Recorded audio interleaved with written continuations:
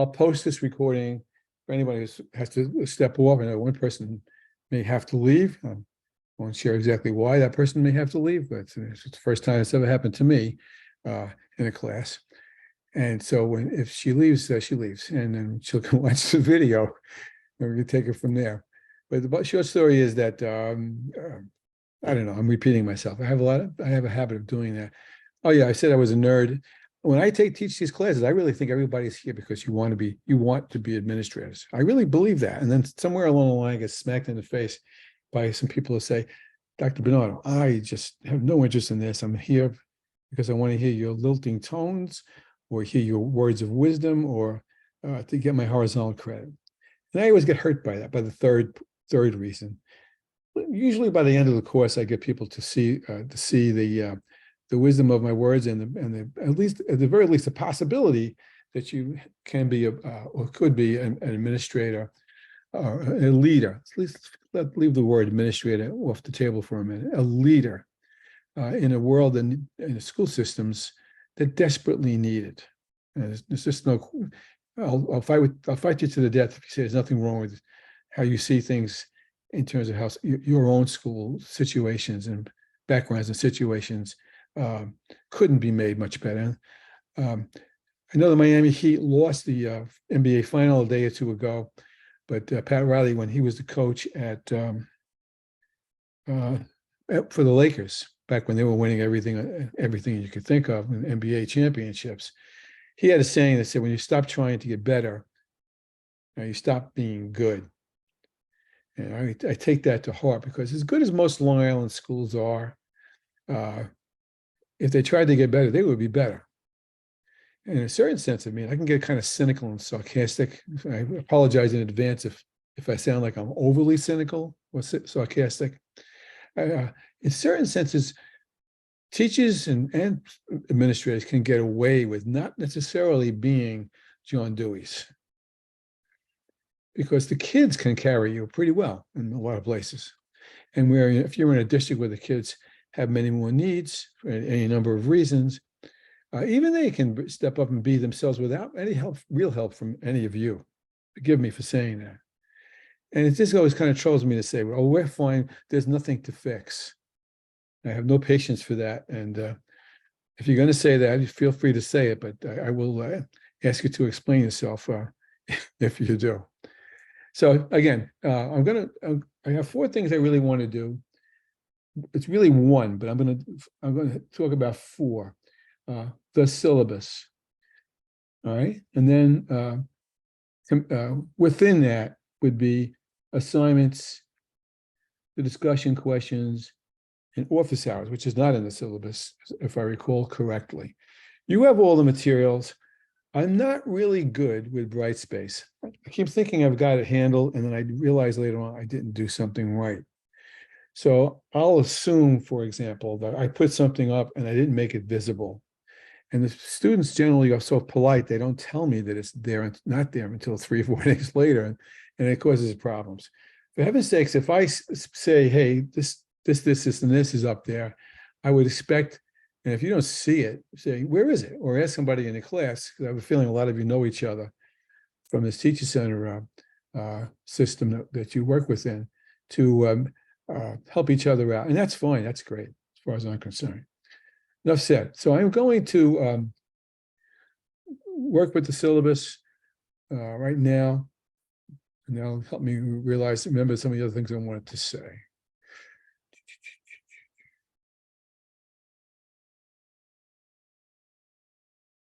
Okay. If you don't see it, somehow tell me that you do, but I'm pretty sure if I understand how the screen works that you do. This is the syllabus. Now I have opinions about syllabus. I was saying that Christine, person number 3 who got on, the person who was very passionate about curriculum. Then she knows that syllabus and syllabi are, a mother's milk to what all instruction is about. And I fervently and passionately believe that with every part of my being. Nonetheless, I don't like syllabi. Syllabi make me nervous because syllabi in my mind are too rigid, will lock you in.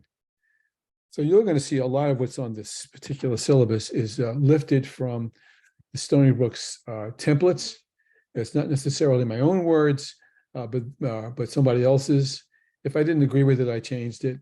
And I will read to you for a little bit. Hopefully not too much, because I don't like to be read to myself. All right, so this is EDL 515, and that's my name. Notice my name is spelled with a T and not a D. There's my Stony Brook address. Once in a while, I may email you from my Gmail. So if you see Richard R. Bernardo at gmail.com, it's me.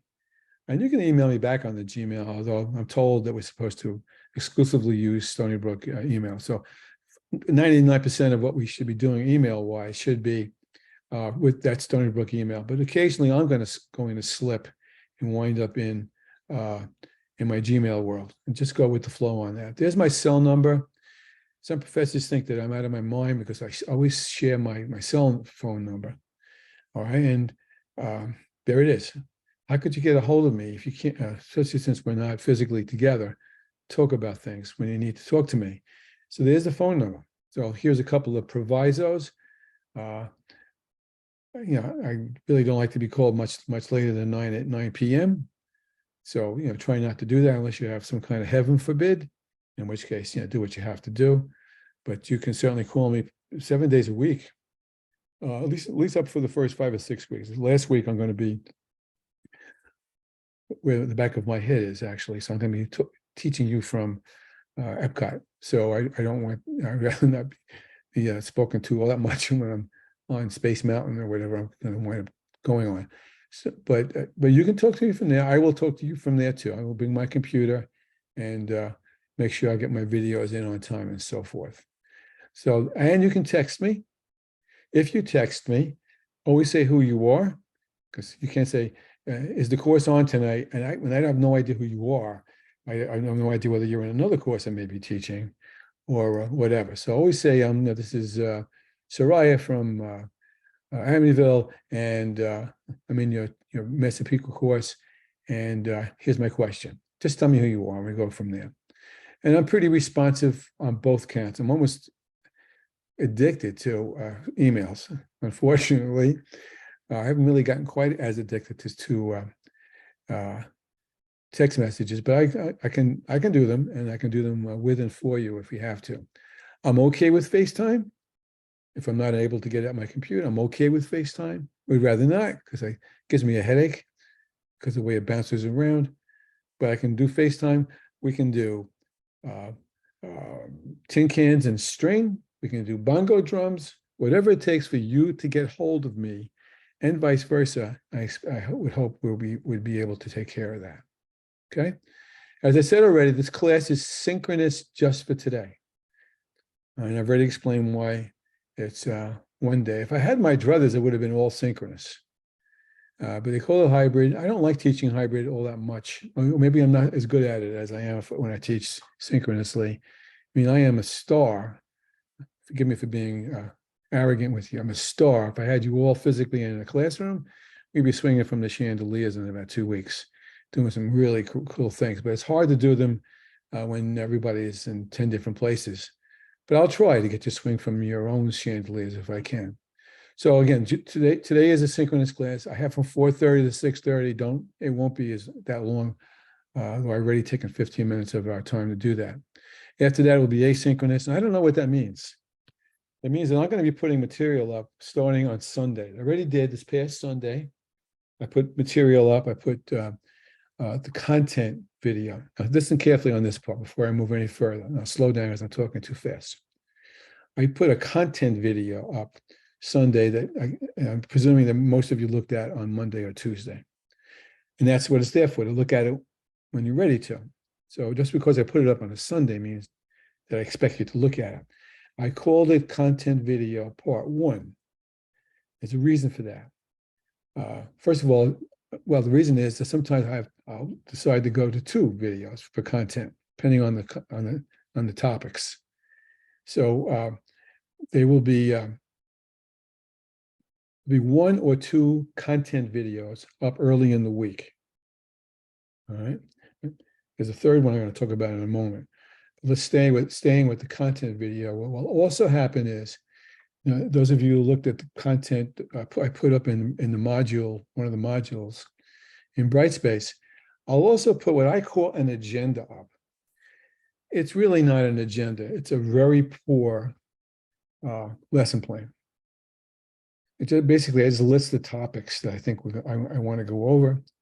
And what I also do is insert links for material I expect you to look at.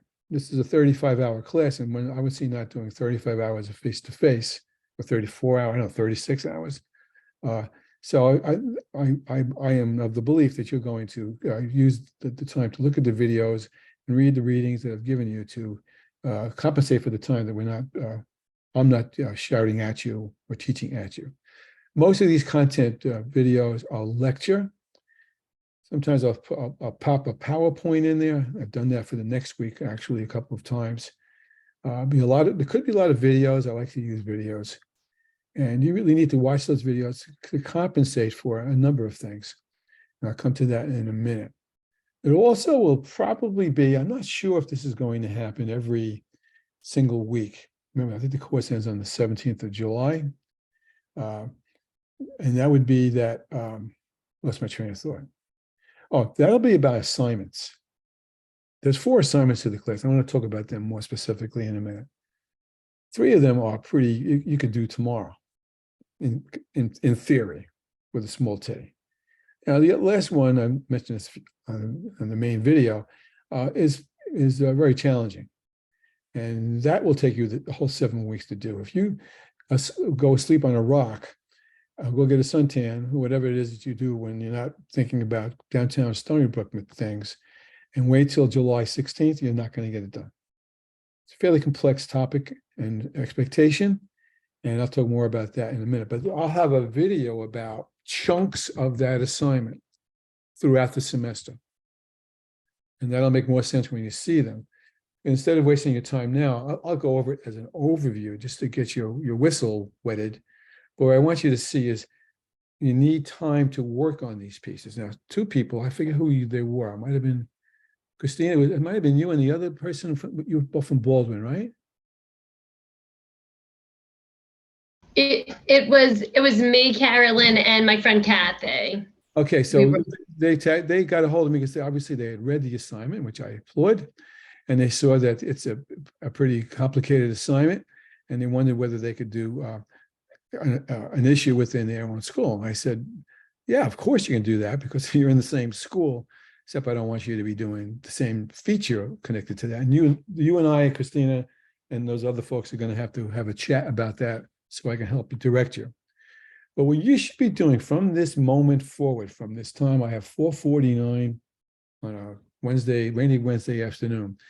You should be thinking about an issue, a problem, more importantly, more deeply, a theme of an issue that's truly troubling you about your school district or school building. I would prefer school district because this is the district course, except sometimes I don't see how you make the difference between building leadership issues and district leadership issues. I sometimes I blur that together. It just makes sense that way. From this very moment, you should be thinking about that. In fact, what I would invite you to do, and by the way, again, as I said, I'm taping this, so if you want to look at it again and remember things, feel free to do that. Just send me one line on an email and say, I'm worried about the gap in academic performance in mathematics between children with English as a English language needs. I never get those words, those initials right, and the general education population.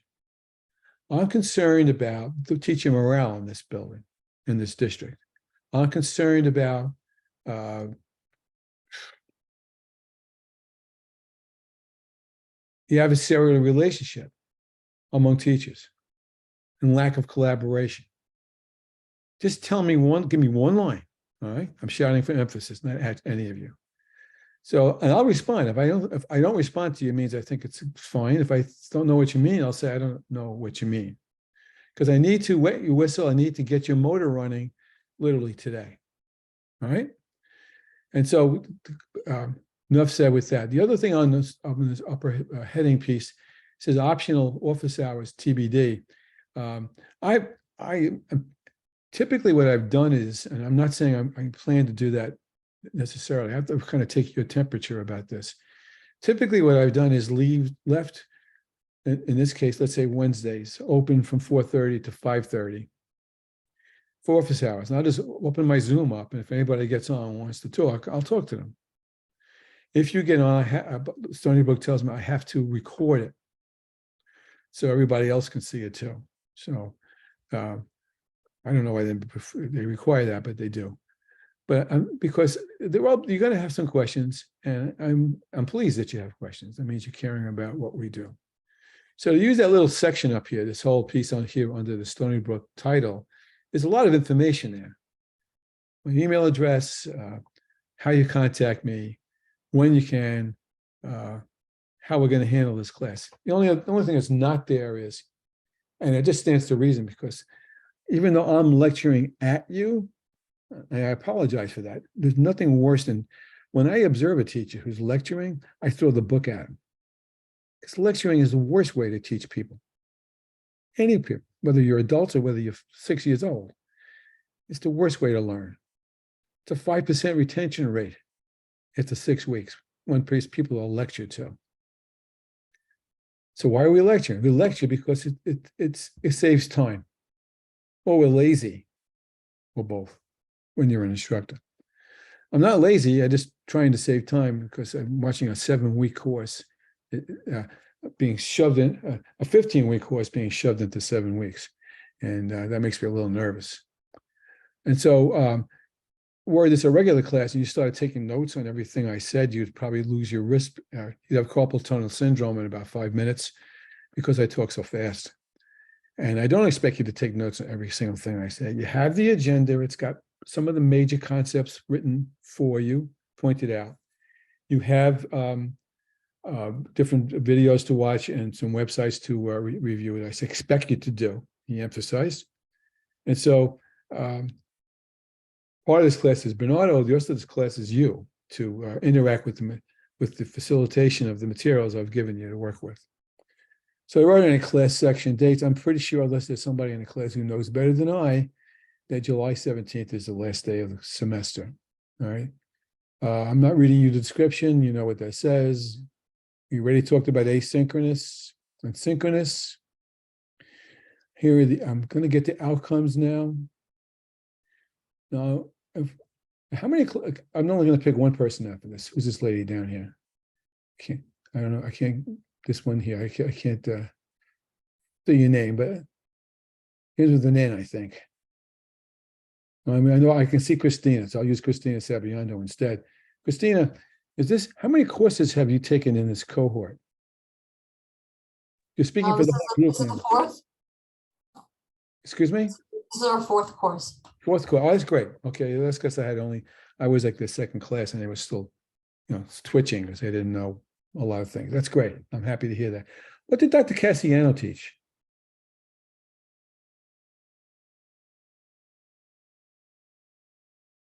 Anybody? Nobody knows what I'm going to tell Dr. Cassiano that please, Pat. He taught school district leadership is the title of his course. This is school district leadership. I'm sorry. He taught educational leadership practice. Oh, you scared me. That's the check. So what's that about? No, that's a theory class. Okay, that's great. All right. Just wondering. All right, so you've heard this. I'm not going to read this at you, but don't ignore it. You know this already, and I'm always embarrassed to bring this up, but here it comes. And again, I apologize. I am presuming you all want to get certified as school district leader. That's my presumption. If it doesn't apply to you, that's fine. But that's how I'm treating you. I'm shooting you all with the same shotgun. that I would presume that you're going to take the state certification exam. And the state certification exam, it's not an easy test, although the Stony Brook students do exceptionally well on it, both on the building level and on the district level. And the test is based on these standards. And they're all important standards. They were really missing the boat on one, just to share with you for a minute. They were really missing the boat, and it was actually embarrassing. And I will point out that it's been put in, although maybe I just eliminated one by what I just did. And that would be 3, equity and cultural responsiveness. That's pretty new. That's only 3 or 4 years old, if it's that old. They didn't feel the need to have a standard for that. Hear that. The state education department, based on what the national standard was saying, did not feel the need to emphasize that as a standard that you as prospective administrators should have under your belt. It's kind of appalling, all right? But at least they put it in there now, and that's the only one I think I'll read to you. Effective educational leaders strive for equity of educational opportunity and culturally responsive practices to promote each student's academic success and well-being. That's the standard. Now, how do you master that standard within the courses is that you know that, as Christina said, you're taking, this is your 4th course. I would say by now you probably have, my word, I hate this word, here it comes out, covered all of those standards in all of the courses. It doesn't mean you covered every standard in every course equally. It means that some courses will emphasize different things, but in the end, in the sum, the SUM of everything, we add it all up, you've covered all those courses, and that's good because they're all going to be tested, okay? And some of them people have some trouble with when you're out of Long Island, which is always kind of interesting to me. So know those standards, don't know the standards, recognize them. In fact, if you really want to hold yourself and me accountable, you might turn around and say, you know, Dr. B, I thought you were going to do more about school personnel. And I'm going to know more about that. And the truth is that that's not really a topic in this course as such. There's a whole course about that in the Stony Brook program. But I'll say, well, what do you need to know more about? And I'll try to squeeze it in. But there are certain things that obviously fit into every course, like mission and core, vision, mission, and core values, which we are going to hit very hard over the next couple of weeks. So know that, because here it comes. I hate when people do this. You ready? You're going to get tested on it. There's a test on this. Pay attention because there's a test coming, whether you like it or not. Now, readings. I forget who the person was who asked about this book, who told me that the book, the newest edition of the book, was $300 or $200. And I turned green when I saw that. I had my own copy and I paid for it when I had it, but I didn't pay it. And I have the newest edition, but certainly it wasn't that. So I went crazy when I said that. I put an email out to everybody as soon as I saw that and said, get the newest version you can afford. All right. So your pages might be a little bit out of whack. You know, some of the topics may be a little not antiquated, but a little out of date. But rather than spend $300. Now, if you want to spend $300 on it, God bless you, do that, because it's a book you should have in your professional library anyway. Especially, I don't know if this applies to any of you specifically, if you're thinking about doing a doctorate after this, because doing a doctorate after this program out of St. John's, because there's a connection we have with that with St. John's, really is a no-brainer as far as I'm concerned. So yes, you need the book. Do I use every page of the book? No. I usually refer to the book as a, just so you know, I use the book as a reference guide more than anything else. And this semester, because of the briefness of the length of the course, I'm a little bit more structured about how I'm going to cover the chapters. I'll come to that in a minute. There's also, I mean, this is just a very short list. It's a book I wrote with 2 of my colleagues, The Collective Mindset. Big help. And if you're interested in change, that's a big help book. Don't have to buy it. I'm not requiring it. I'm just saying it's a good book to have. And I wrote 2 other books about what I call futuring. I've used that word with a couple of you already. And I guess this one is the one I think I'm the most proud of. Futures-Based Change Leadership. It's a pretty good book. And it's really about district and building leadership in all kinds of ways, but from the futures mindset more than anything else. We're going to talk about Edgar Schein, More Than You Want to Hear. And that book, Organizational Culture, is a great book to have. Now, I know in the case of the books that I wrote, I'm not sure about the Owens book. I didn't check. I think it is. You can get them on Kindle and it's cheaper, or you can rent them on Kindle and it's cheaper. So, or Amazon too, for that matter. So you may want to do that in case you don't want to lay out that kind of money. And I wouldn't blame you for, I don't expect anybody to spend that kind of money. There's a list of some other premises to go with.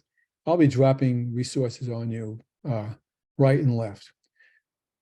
Okay, now here are the course. I'll stop for a minute.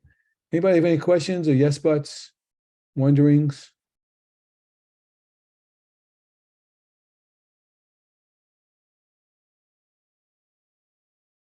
Okay, out of the 7, those of you who know instructional practice know that there's something called teacher wait time, WAIT. And the research says that if you wait 6 seconds or 7 seconds, somebody will ask a question, or somebody will raise their hand or answer a question. People can't stand it. So when you ask a student, who won the Civil War, and the student says the South, 6, 7, someone's going to say, Dr. B, didn't the North win? Well, if you follow what I'm driving at, people will get the signal from the instructor, whether you're a first grade teacher or an AP 12th grade teacher, to fill in the blanks, to try to fill in the empty space of silent space. Now, the best thing we can do in an asynchronous class, as far as getting engagement going, I can think of a couple of other ways, but I don't want to try with you folks because the semester is too short, would be discussion questions, answering discussion questions. A couple of you I spotted this afternoon, and I thank you for that. I've already gone to Brightspace and seen that I posted 2 discussion questions. One discussion question, the first one was, and I will tell you mine maybe today, depending on the time. What are the 3 priorities you as school district leaders have to confront, deal with? What challenges do you need to face in the next 10 years? You're going to be administrators in the next 10 years. What are those challenges? Just to make the trains run on time? Get the tax rate low? Yeah, the part of the answer is yes, but that's low level compared to the issues that are out there. So at least 2 of you that I recall posted up some things with which I totally agree. I'm not going to provoke that today as such. I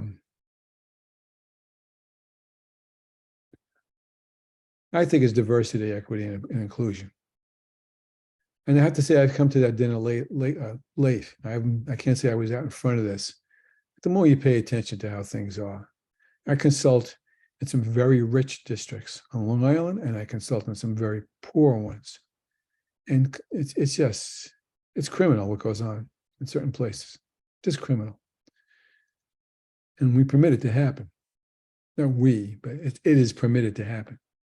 And that's why diversity, equity, and inclusion cannot be overlooked anymore. It just cannot. And I'm not being political with any of you. I'm just saying those are the issues that are out there as such. So that's the first question is, what are your 3 trends that you think are priorities? The second one I only put up, I think, yesterday, and a couple of you put some good ones. I don't remember the person who put up a picture of people with bare feet in a circle. I have a theory about that. If you haven't read what I wrote, I'm theorizing about what you mean by that. You may have a laugh on that one. Bottom line is, each of you needs to post a picture of anything you think represents the culture of your district. Now, I'll tell you the one that always, and I'll tell you more about that in a couple of weeks, but I'll tell you right now. Several years ago, not that many years ago, I did a consult in Fisher's Island, which is an island off the coast of Long Island, off Orient Point, that is closer to Rhode Island than it is to Long Island, but it's part of New York State. It's the last easternmost district of New York State. I think it's about 120 kids in the whole K-12 in the whole district. So one house, one building for the whole grade, all the grades. So I got called out there to do a futuring consult. And before I went out, I did the same thing to them I just did to you. I asked them to send me a picture of what they thought represented their culture. And I got the usual things. Some of the things I know you're going to send to me, and I'm making kind of a sarcastic sound about it, but it's okay. Pictures of their mascot, pictures of their mission statement, pictures of children smiling and laughing, pictures of the secretary, whatever, memorandums the principals have written or district people have written. Those kinds of things. Yeah, they are artifacts. They are pictures of what the culture they represent. This one man, and this is all I'm going to tell you about this. I'll tell you when I get into, I think it's the third week, but it might be next week.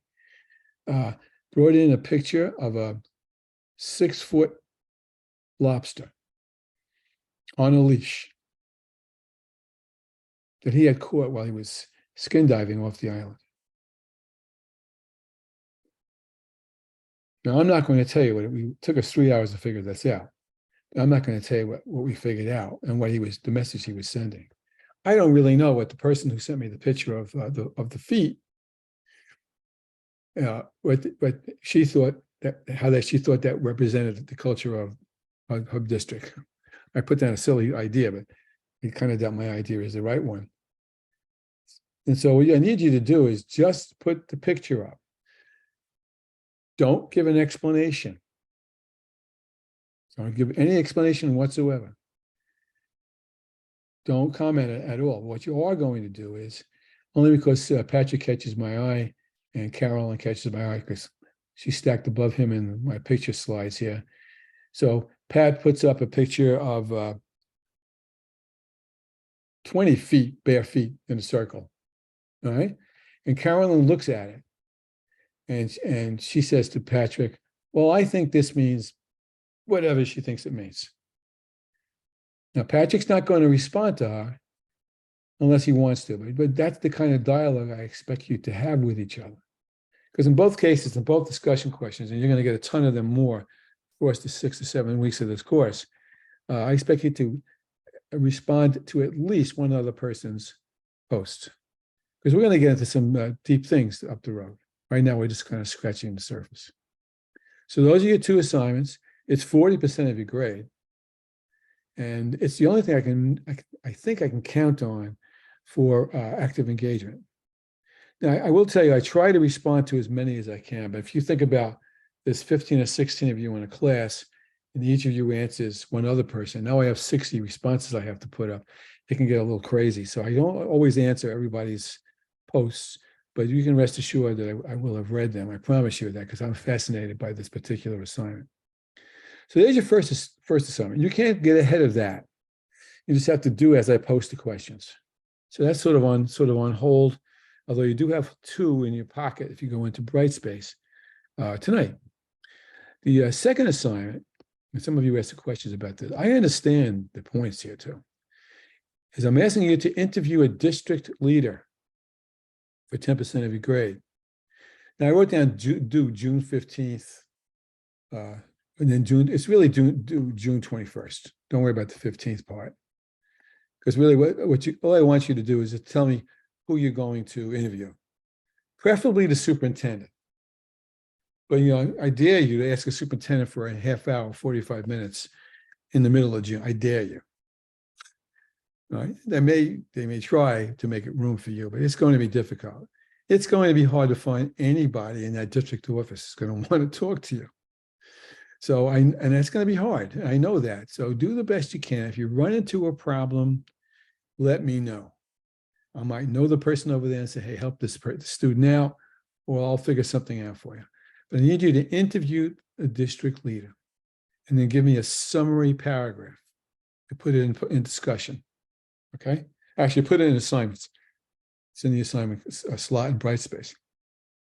I'm not going to read this to you, but here are sample questions. Do you have to ask every question? No.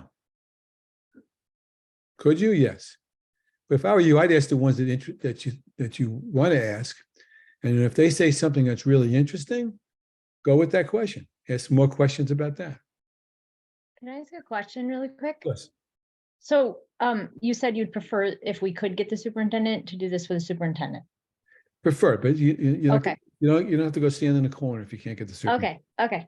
Anybody who has some kind of district-wide role, ROLE. It's hard. Some districts are big and you can find somebody, but everybody's, running around. People tend, I don't know if you all know this, but it's kind of obvious, having been through it so many times in my days. I probably told you I was in central office, I want to say 15 years in different places.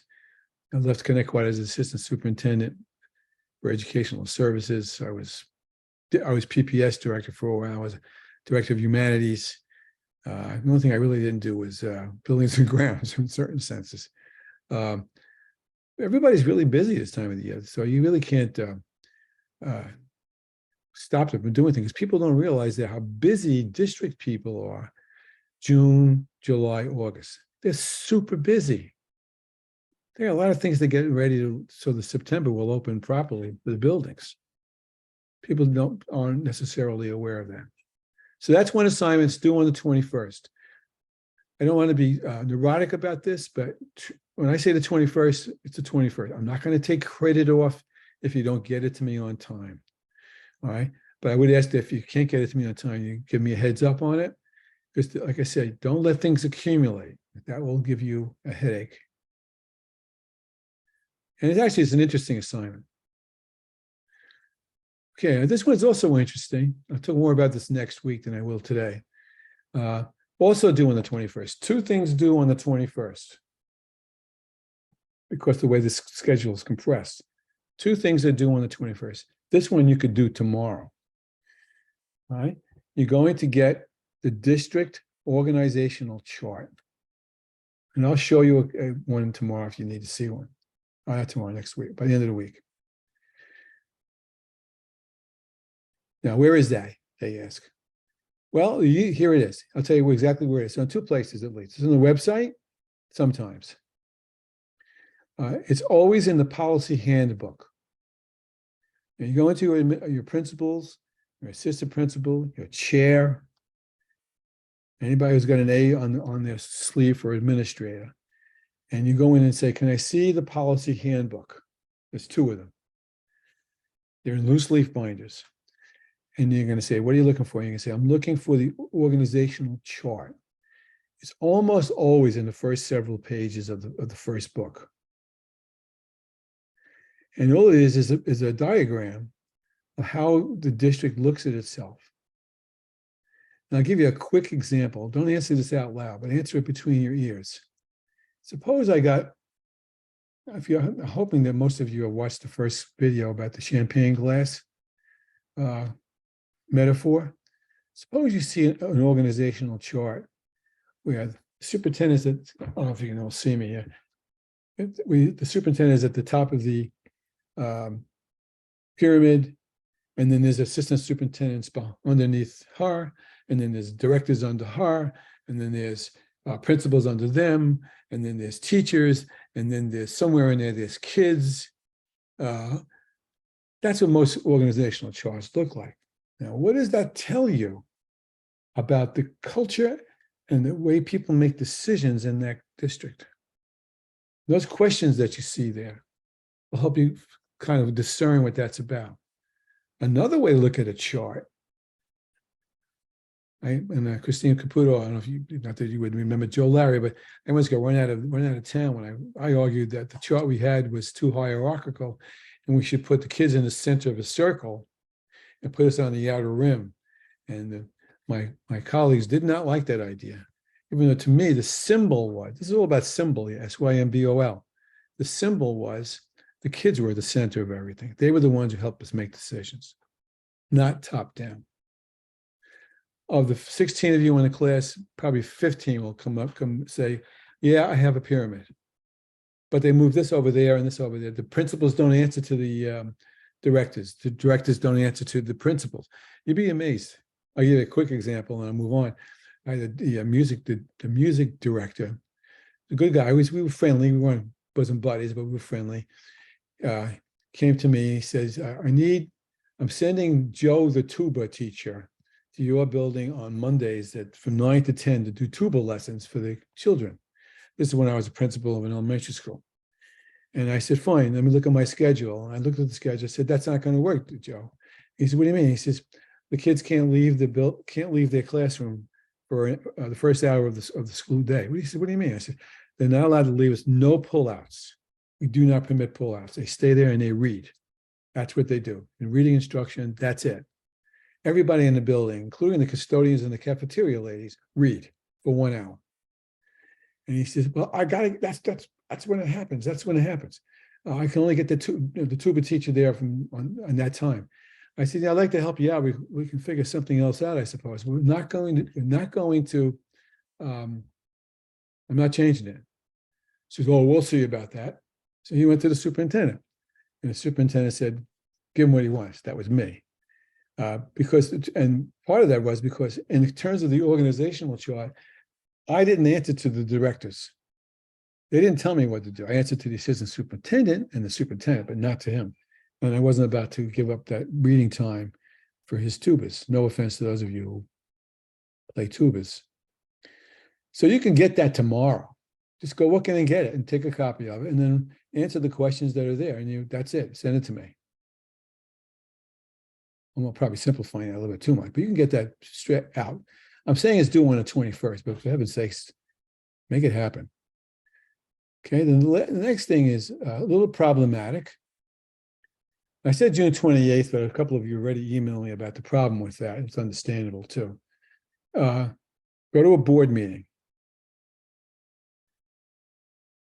Take a Prozac and go to a board meeting. Most board meetings are deadly. Some of them, are fine, but many of them are not. Most board meetings are deadly, pro forma, orchestrated, pablum. But things happen there because the board is the policy-making organ of the district, not the superintendent. It's the board.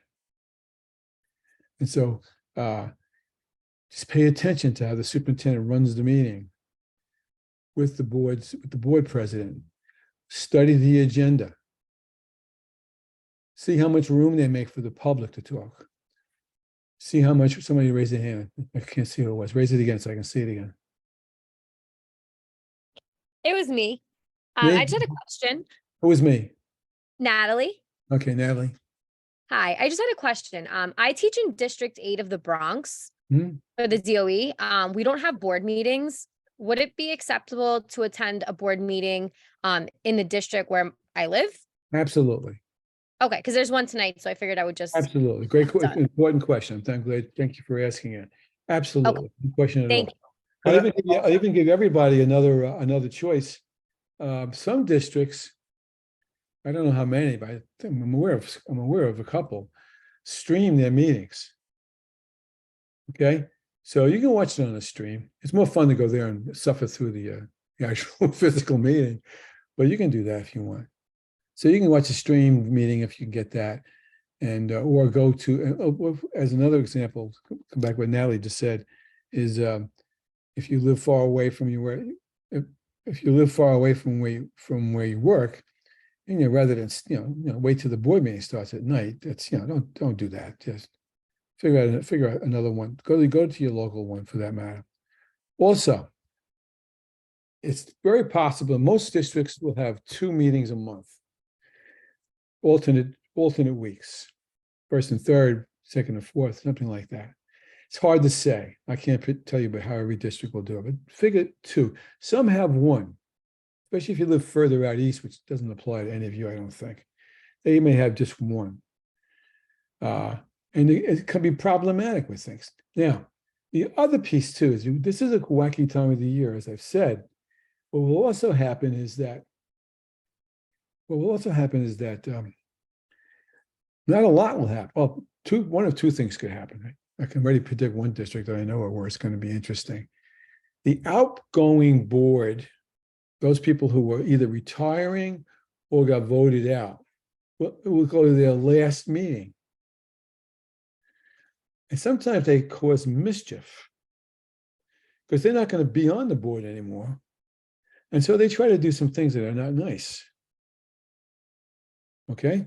And so that could happen. So if you go to that last meeting, you can see some interesting things. I'm not laughing at it. Sometimes it'll be very unpleasant because the new majority may want to do something totally different. Kind of, those of you I know, there's a couple of you social studies. It kind of reminds me of when the House of Representatives flips from Democratic to Republican or the other way around. Suddenly they're out there unvoting the things that were voted in by the previous party. And that's what will happen. It can get very cranky sometimes. Sometimes it's just silly stuff, but sometimes not. And the other thing too, if for example, you waited until the first meeting in July, I noticed I said it's due on the 28th. That's just a date. If you want to wait, I'm okay with that. The first meeting in July is usually in July. Sometimes it's August, but most of the time it's July. They have what they call the organizational meeting, which is always, that's interesting because now they'll elect a new board president, new officers, new clerks, and sometimes some kind of interesting things will happen there, especially if you look at the board minutes and agenda closely. Now, if you're going to be a district person up the road, you really have to get your thumb on your pulse of what a board meetings are about. I, for one, hated going to board meetings. I was I actually misbehaved at a lot of them because I just didn't have the patience for sitting there and listening to some of the nonsense. And you have to also know that there's always a meeting before the board meeting and one after in executive session where the real mudslinging sometimes occurs. And I just didn't want to be there all night long. Sometimes it was that, and I didn't like that. And then there were always parents standing on the doorstep as you walked out at 3 o'clock in the morning and say, "Okay, let's go to the diner and talk." And I didn't want to go to the diner at 3 o'clock in the morning. I wanted to go home. But the superintendent would look at me and say, "You're coming to the diner." And I said, "Okay." That happens to us. So it becomes like a whole jamboree. It's like a circus sometimes. But that whole reorganization meeting is interesting. Sometimes interesting things will happen. They can vote out a contract on the superintendent, fire a superintendent because the contract may be up, or they can fire the superintendent if they want, and then hire a new one the same night. They can do that, okay? Because and then the next board could come in a few days later and say, "We just fired that superintendent, and we just brought back Dr. Jones." And that's part of the political frame that's unavoidable when teachers, I'm talking very fast, I know, when teachers and administrators, more administrators than teachers, I think, say, "I don't play politics." Now, more power to you. I think that's nonsense. You can't help it. Some play more overtly and more dangerously than others, but it can't be avoided because people vote on things, and that's a political action. That's how things get decided in the end. So that's the fifth assignment, though. I'm sorry, the fourth assignment.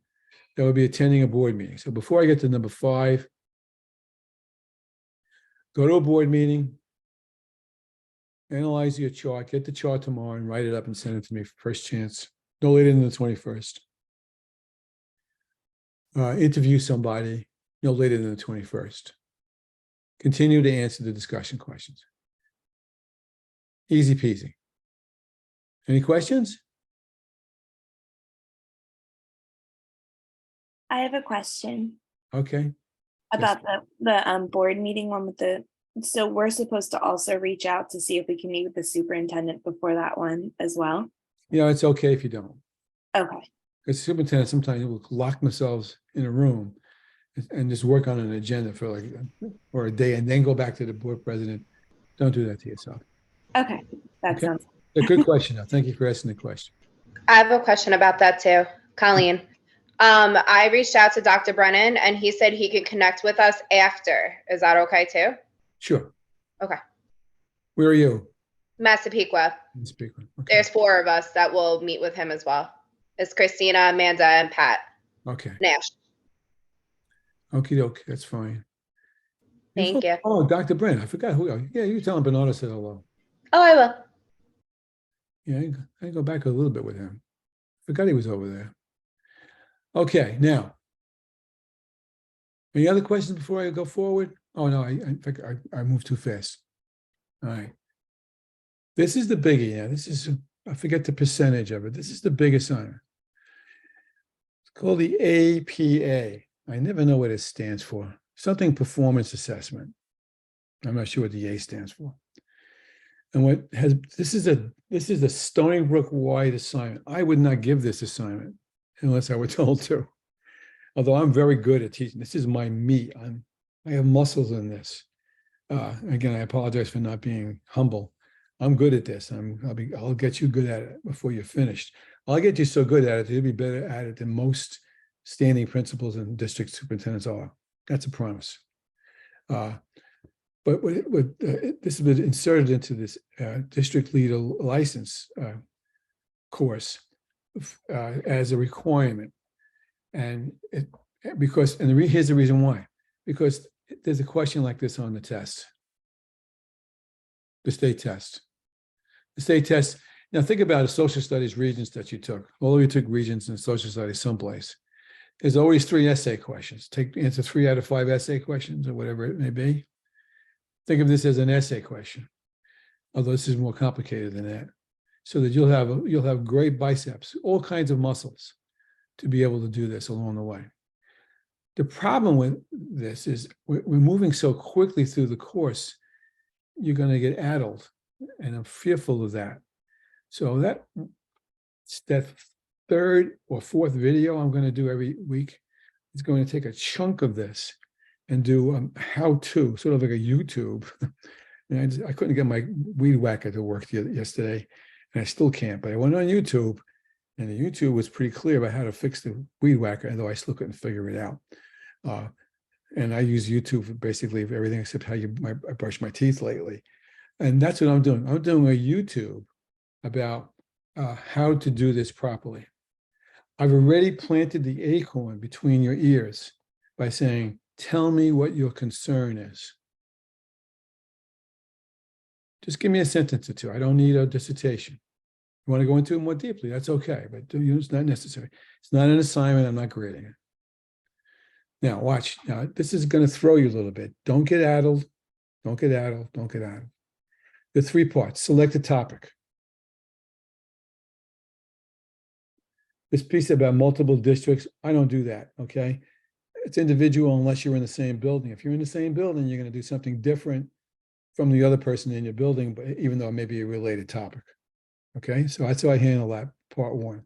Select the topic. Now, here's where the rubber meets the road. And I will teach you this. I wasn't going to do it next week, but I think I will. All right, let me highlight that, sorry, remember. Do a needs assessment, design a needs assessment. How do you know? It's a rhetorical question. How do you know? This is a silly question, actually, that there's a gap in academic performance between the E&L children and the general education children. How do you know that? You know how you know that. How do you know that? Somebody answer the question. Come on. You look at the data. Thank you. A needs assessment, a part of a needs assessment is looking at data. There's 2 parts to data, though. Always remember this. And sometimes in schooling, we tend to forget the second part, which is more important than the first. There's quantitative, the numbers. Well, the E&L children, the mean score in ELA was 5, and the ELA score, mean score in the general population was 8.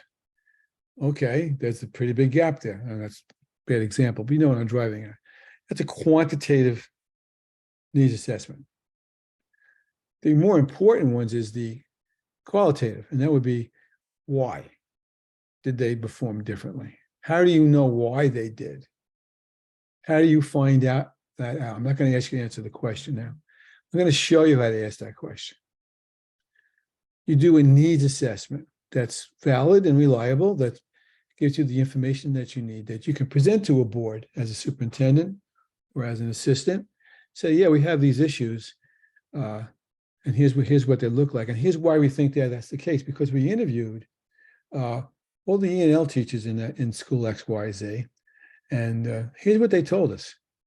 And we interviewed the teachers or the parents in school ABC, and here's what they told us. Now you begin to gather data above and beyond the quant. The quant is what? The qual is why. So I'm going to show you how to do this. Some of it you instinctively know already, okay? So it could be a survey, although many surveys are dangerously poor. Please don't take offense at this, but this was the example I use a lot. Don't take offense because this might rub one of you the wrong way. I don't mean to do that, but it's a good example. Is if I ask you, answer yes or no, did you stop beating your dog?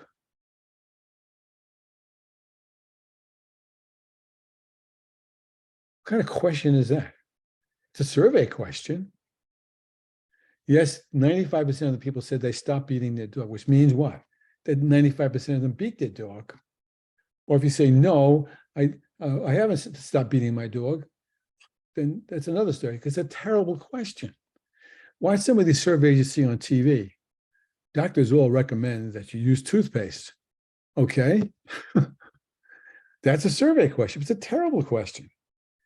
So you have to be careful about what kind of surveys you use. There's lots of ways to do this, and we'll have some fun with that. I have a PowerPoint that I used in actually a business class that I teach. I'm going to share with you. It's a little more business oriented than educationally, but it has the idea. So really, the first thing you're going to really start thinking about after you think about the what your idea is how are you going to gather data about that? Now, there's a section in the text, okay, that talks about assessing culture. It's in the chapter about culture, although in my view, culture cuts across about five of the chapters. Yes, doesn't deserve its own single one as such. You can take a look at that, but or you can just look up how to do a needs assessment, and you're going to see some interesting things there about how people assess quantitative and qualitative data. Because the more data you have lined up, the more nearly. It's interesting too, because I don't know if this ever happened to any of you, because I guess you haven't had experiences in this, where teachers will say, I had teachers say to me, well, these kids don't want to learn. So I said, okay. And I wait 6 seconds. Yeah, you know what I mean. They don't care. They don't do their homework, and they fall asleep in class. They don't show up. It means they don't want to learn. And I say, well, why aren't they showing up? Showing up? I don't know. A couple of kids say that they work nights. They're in high school and they work nights. Okay, would that be a reason why they're falling asleep in your class? Besides the fact you're probably a crappy teacher. These are the kind of things you aren't able to squeeze out until you can really think about how you go about asking those questions. So let me go back to the top. You can identify an issue, and you're going to design a needs assessment. You're not going to do the needs assessment. You haven't got time. You're going to design it. I'll show you how to do that. Then the third part is you're going to do a strategic plan. And that's what we're told should be in the plan. What goals do you have? What strategies are you going to use? What's the timeline? We're going to change some of those, but that's what we're going to work with. That's the last thing you're going to do. Now, it looks fairly easy until I begin to hold your hands to the fire on making that right. So it's going to make your hair hurt a little bit up the road. But we'll get it done. What I'm going to do is next week assign you to design a needs assessment. I'm not going to grade it. I'm going to give you feedback on it. You need to give me a 17-page paragraph about this is how I want to do my needs assessment. But I am going to provide some background for that Sunday. Now, maybe I don't think I'll be able to do it before that. So that's the APA. Don't be deceived by the fact that it's only 3 parts to it. There's more than 3 parts to that. But we'll get you through it, and you'll have Hercules muscles when you're finished with that. Now, since the course ends on the 17th, I'll take it on the 17th, but no later. We prefer to have it on the 15th, which is where I think I set up here somewhere. because that gives me some time to look at it. So for our example, if Amber, for example, hands me something and I say, Amber, this is the greatest thing I've ever seen. I'm going to put it in a journal. By the way, I'm the editor-in-chief of a research journal, and I have strong feelings about putting a journal article in there that I didn't think it's any good. So congratulations, Amber, for giving me this really terrific article. That's one thing. But if on the other hand, if Soraya, only picking people whose names I already know, Soraya, and since you were the first one there, I will know your name forever. Soraya hands in something and it's lacking some issues. I either email or I phone her and say, Soraya, you need to fix this. Let me show you how. And we do. I will get you through it. I will get you through it. That's a promise. Questions? I have one. Yes, ma'am. For this project, because I know it mentioned like if you're in the same district or not, we're doing it individually, but are we supposed to coordinate that we're not doing the same topic, or I maybe misunderstood? Well, you should tell me what the topic is, and I'll tell you whether if you're overlapping with person X, Y, Z, I'll say, well, be careful. She's doing X and you're doing Y. It's the same topic, but there's Okay. always different aspects of it. I'll give you an example. So if Yeah. you were to say, what do you teach, Jessica? I'm a school counselor. Oh, you're okay. You're the counselor lady.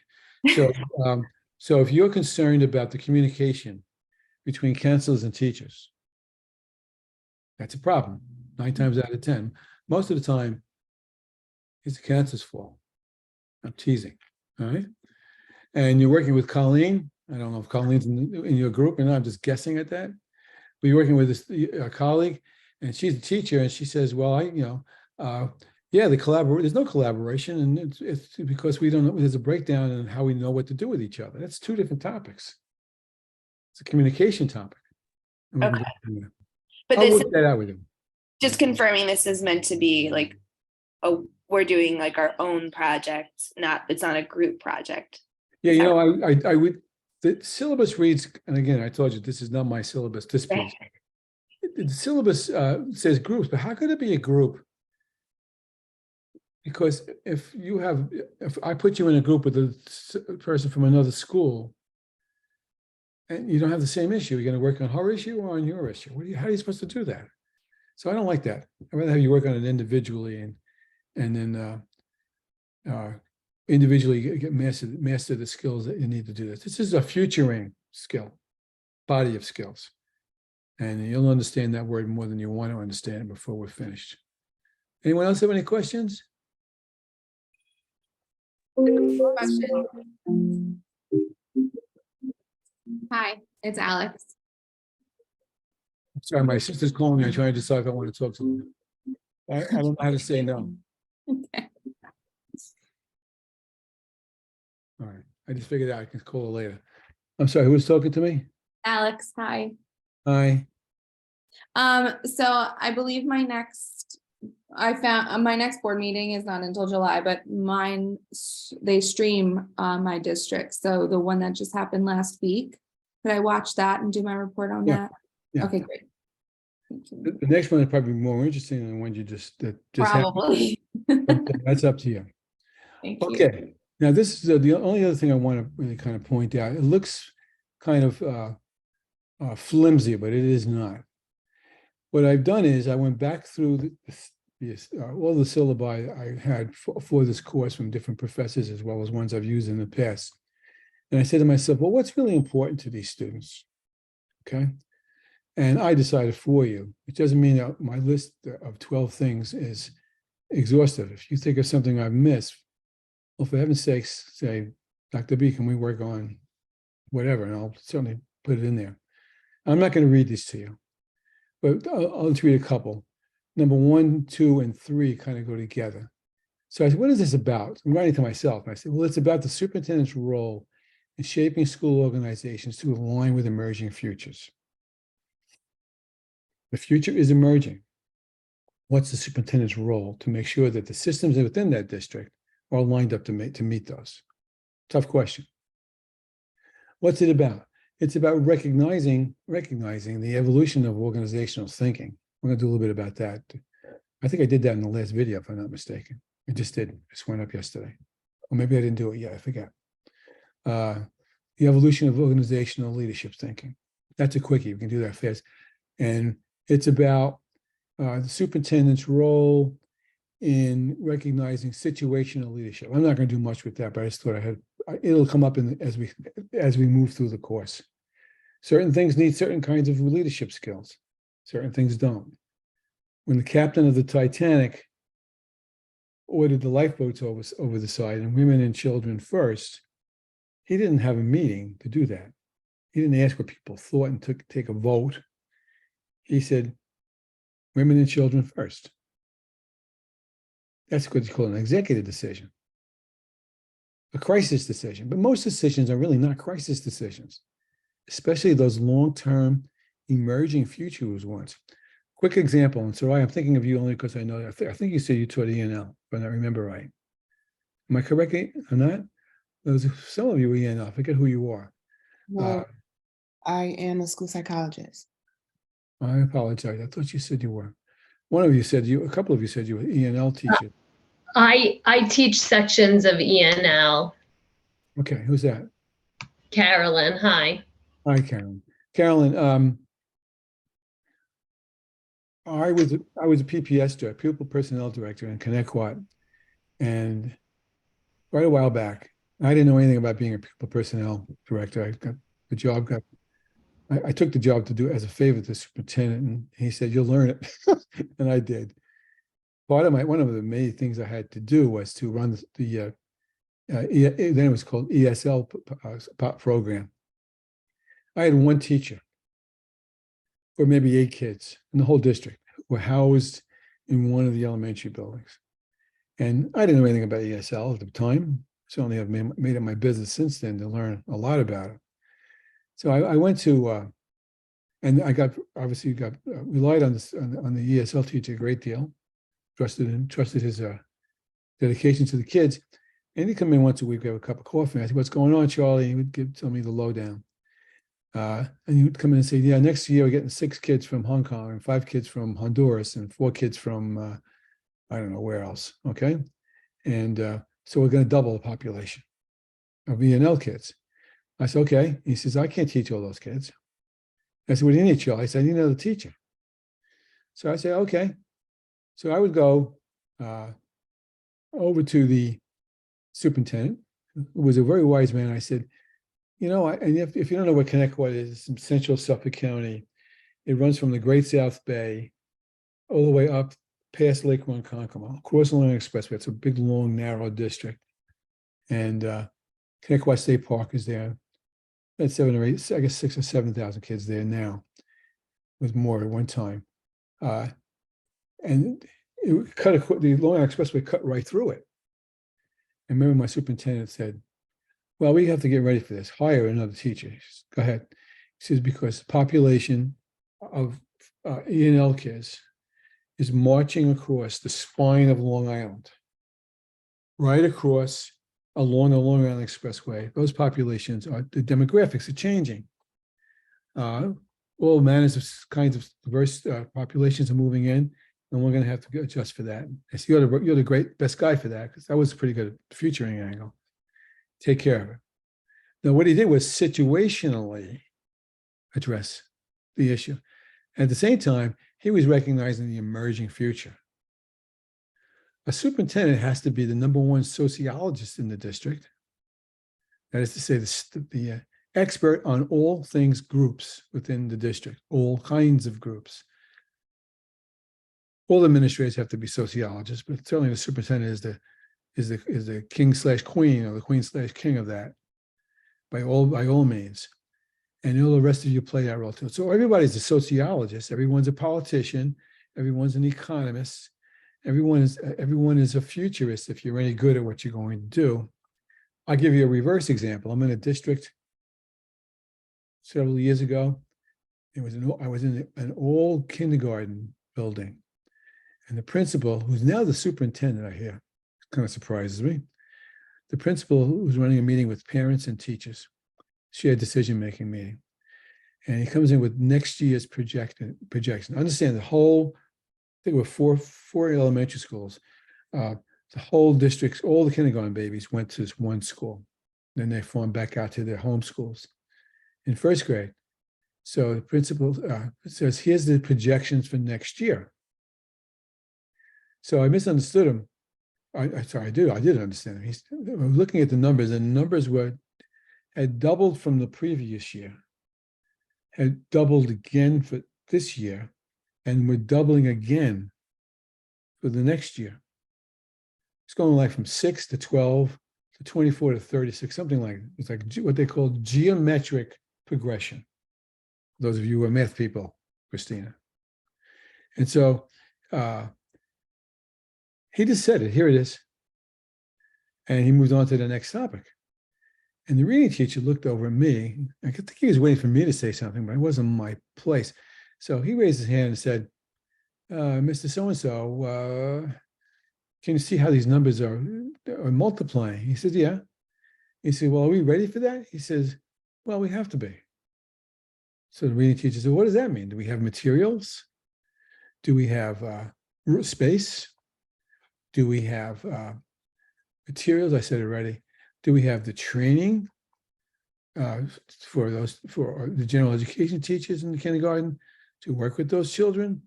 In other words, are we futured for it? And he didn't answer. He said, well, yeah, the next topic is, and went on to the next place. To this day, my head twitches when I think about it.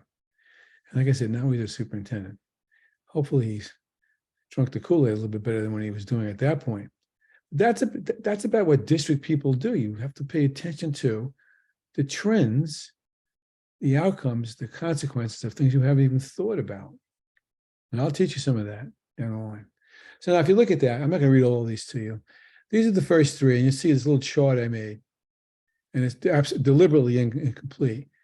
So topics, this is session 1, topics 1, 2, 3 are in this little box. And then I identified the texts. And you can see sometimes the texts go in order, and a lot of times they don't. And sometimes they repeat themselves. So I would suggest that you read 1, 2, 3, 9 between now and next week. And some of that's just gobbledygook material. It's not terribly deep, but at least get through those 3 chapters. And you know, the assignments, I didn't do this one today. I'll come back to that next week and put that in here.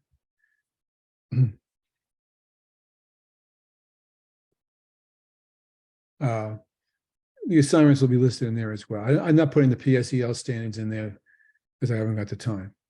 So if you're not sure where we are, just know today we're in session 1. Next week we're in section 2 and so forth.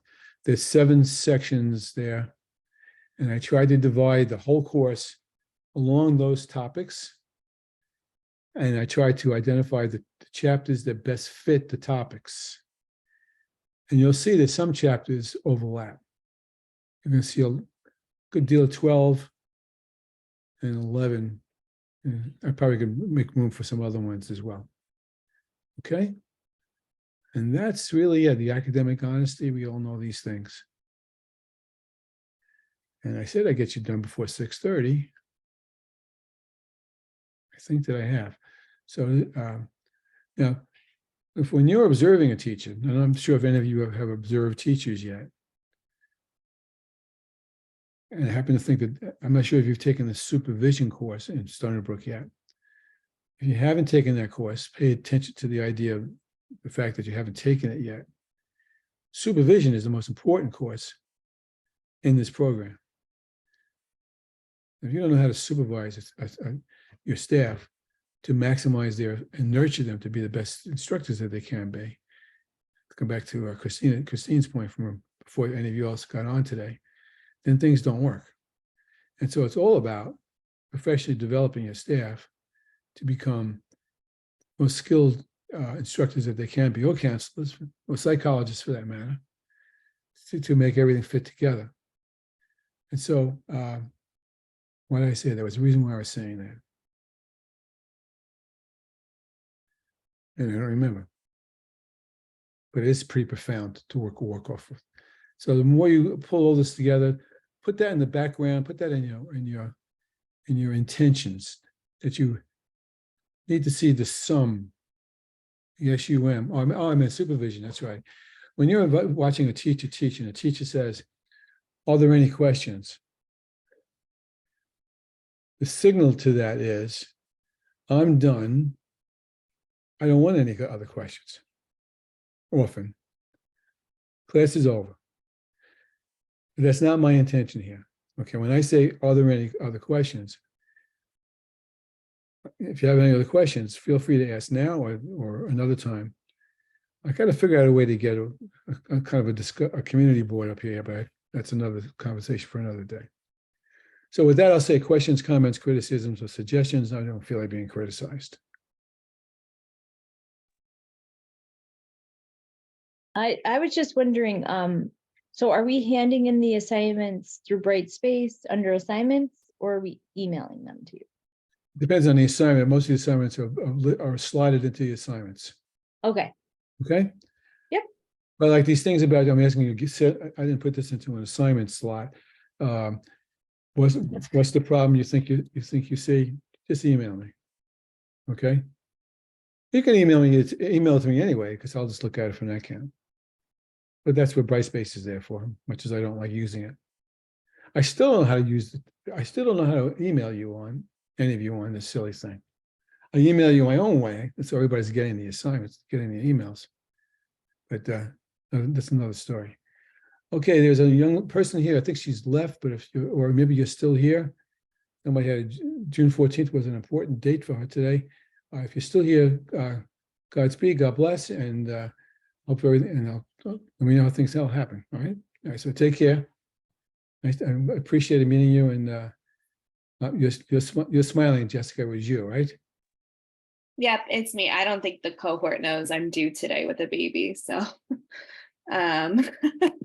just hanging out, and I'll let you guys know. Maybe I'll send an email with a baby pic if you want. That'd be great. That'd be wonderful. that's exciting. Yeah, good for Congratulations. you. I'm Thank teaching. you. Yeah, we don't I'm see each teach- other in person, so I've had the benefit of, I guess. I promise there's belly down there. That is amazing. Well, you don't look pregnant at all in your face, so you must Thank be you. carrying very well. Is that your is this your first baby? Second. Second. Oh, life is gonna get crazy. Yeah. Have fun. I've been teaching That's for 54 amazing. years in one form or another, Jessica, and Yeah. that's the first time this has ever happened to me. I almost had a doctoral student have deliver in the classroom. I just remember that. Oh no, yeah, definitely won't be doing that. I'll sign off first. Oh, go. Take care. Good luck to everybody, and I'll look forward to hearing from you. I won't be posting a video about this assignment, about this today, because I feel like this did it. But every week you will see videos about the APA assignment, if nothing else. So figure 2 to 3 videos a week, okay? At least. So I become video happy after a while. Good night. Thank you, Dr. Bernardo. My pleasure. Good night. Thank you. Good night. Good night.